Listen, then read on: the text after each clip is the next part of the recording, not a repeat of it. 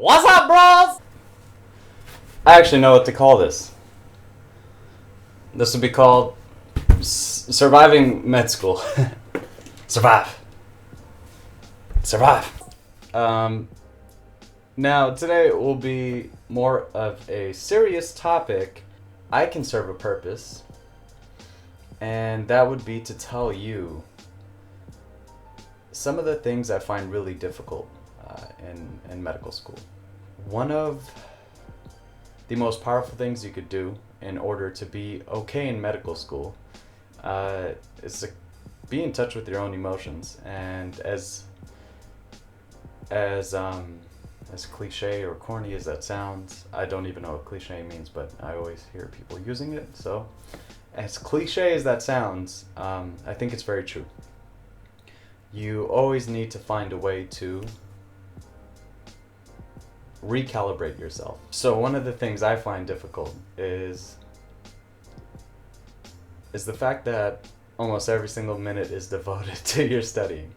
If you're not studying, the only thing that's going through the back of your head is, okay, this is 30 minutes away from studying that I'm taking. Okay, this is an hour away from studying. Okay, I just wasted 4 hours on YouTube. It starts becoming a balance of, procrastination starts turning into, you're kind of playing with life and death in a way. It's like your future that you're gambling the more you procrastinate. But if you come to this school, or if you come to any medical school, you have to be willing to be diligent, be able to wake up, be okay with being able to wake up every single morning and studying for 6, 7, 8, 9, 10, 12 hours straight.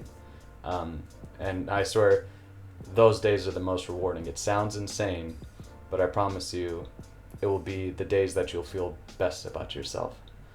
The days where you study 12 hours straight. It sounds extremely mundane, but honestly, some of the most proudest moments that I've had here is just little victories every day. Is a day where I've studied for, in the double digits.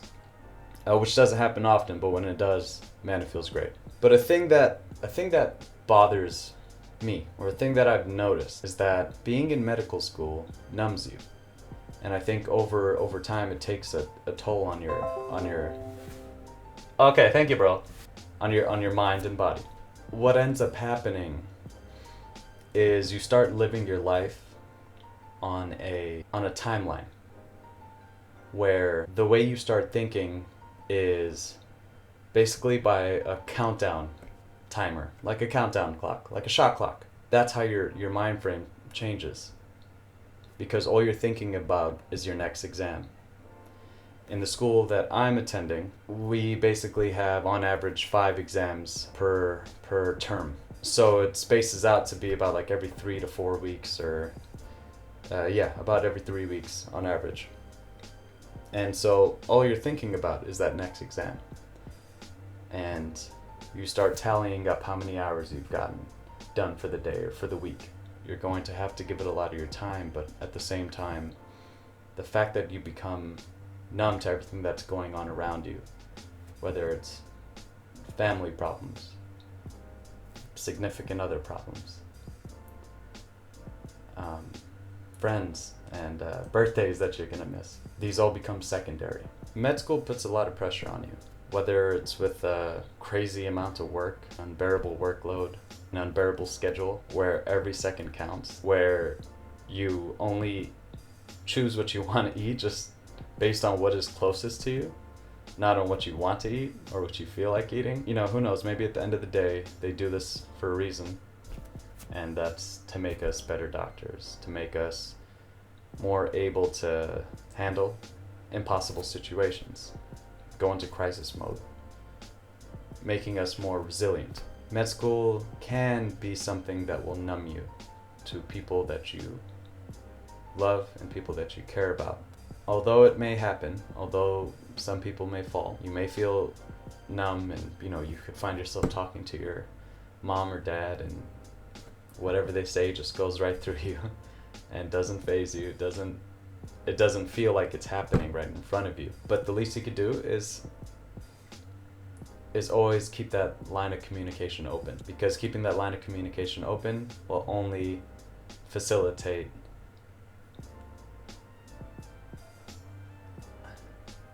I don't know. It would only facilitate reminiscing about something funny, being reminded of something that you love doing, or even someone you love. So, sorry for this cryptic video, but it was a thought that came to me, and I felt like it should be discussed. This could be considered a form of burnout, but I would honestly wouldn't consider it the same. I would consider it numbing. Just don't let that be something that completely redefines you. So don't lose that connection, or you'll start losing yourself. Yeah, don't lose your dinosaur. Alright, thanks. So while looking this video over, I actually completely almost forgot to tell you the whole point of this video. The point of this video was to tell you that becoming numb to your surroundings or the people back home is completely normal. In fact, I think it's necessary. It's necessary in order to succeed. You have to be a little bit selfish in order to get ahead. Not get ahead, but just stay above, just treading water, just to tread water. This process of becoming numb is completely normal. And I wanted to show you that the best way to combat this is by being conscious of it. So you know your way back to yourself. Because you will go off the deep end at certain points. And yeah, you just need to know how to get back. So, yes. I think I got my point across.